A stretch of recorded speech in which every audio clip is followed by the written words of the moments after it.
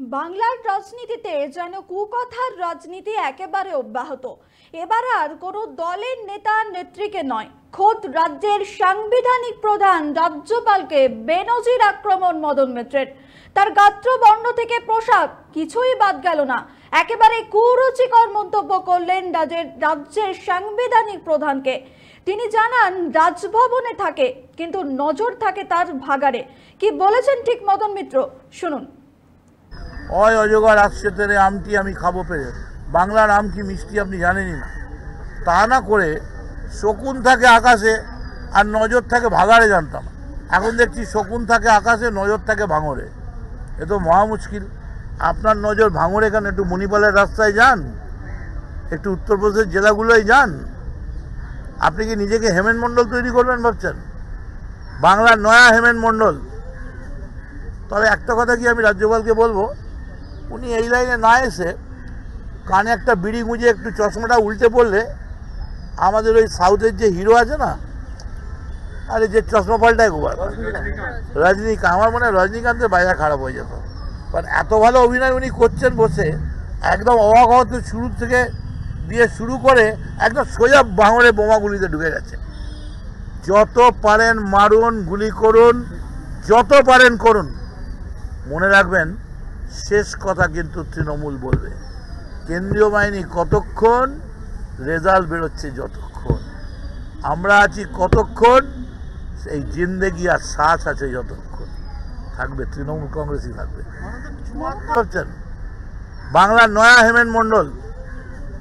তবে একটা কথা কি আমি রাজ্যপালকে বলবো, উনি এই লাইনে না এসে কানে একটা বিড়ি গুঁজে একটু চশমাটা উল্টে পড়লে আমাদের ওই সাউথের যে হিরো আছে না, আরে যে চশমা পাল্টায় গোবার, রজনীকান্ত, আমার মনে হয় রজনীকান্তের বাজার খারাপ হয়ে যেত। কারণ এত ভালো অভিনয় উনি করছেন বসে, একদম অবাক হতে শুরু থেকে দিয়ে শুরু করে একদম সোজা ভাঙড়ে বোমাগুলিতে ঢুকে গেছে।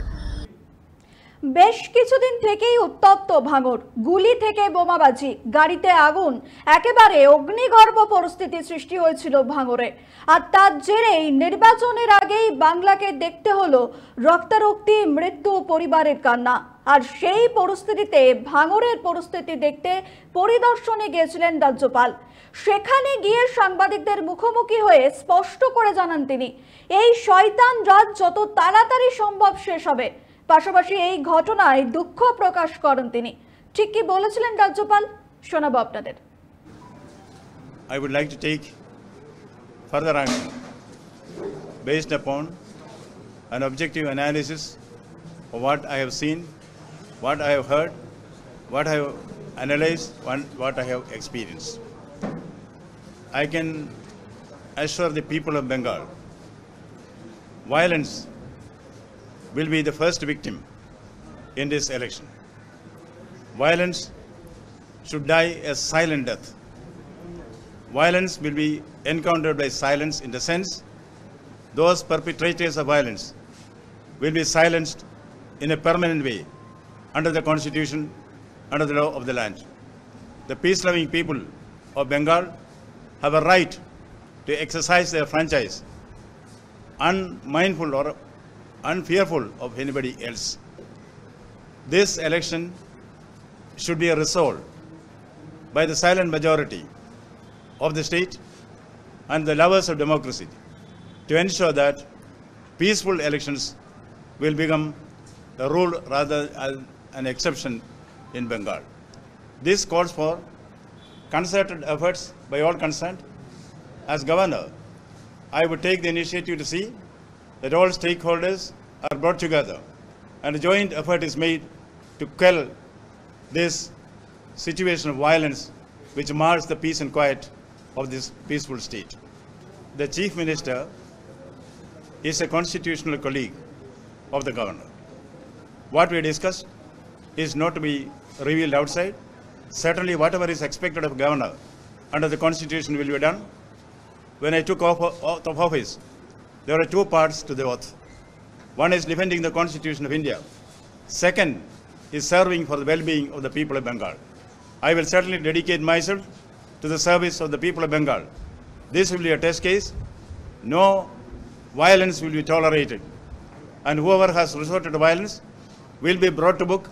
They will be shown their place, that is behind the bars. আপনারা শুনলেন, রাজ্যপাল স্পষ্ট করে জানালেন যে যত তাড়াতাড়ি সম্ভব এই শয়তান রাজ শেষ হবে।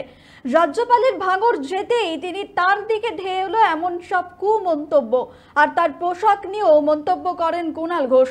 যেখানে মুখ্যমন্ত্রী মমতা বন্দ্যোপাধ্যায় তিনি বলছেন যে এই রাজ্যে ভাষা সন্ত্রাস চলছে, কিন্তু তারপর তিনি তার দলের নেতার মুখে এমন মন্তব্য। এই কুকথার রাজনীতি কোথায় গিয়ে শেষ হবে, সেই প্রশ্নটা এখন সবথেকে বেশি প্রাসঙ্গিক হয়ে উঠেছে। আর এই সমস্ত খবরের দিকে অবশ্যই নজরে থাকবে। ততক্ষণ আপনাদের নজর থাকুক 24 আওয়ার্স টিভির পর্দায়।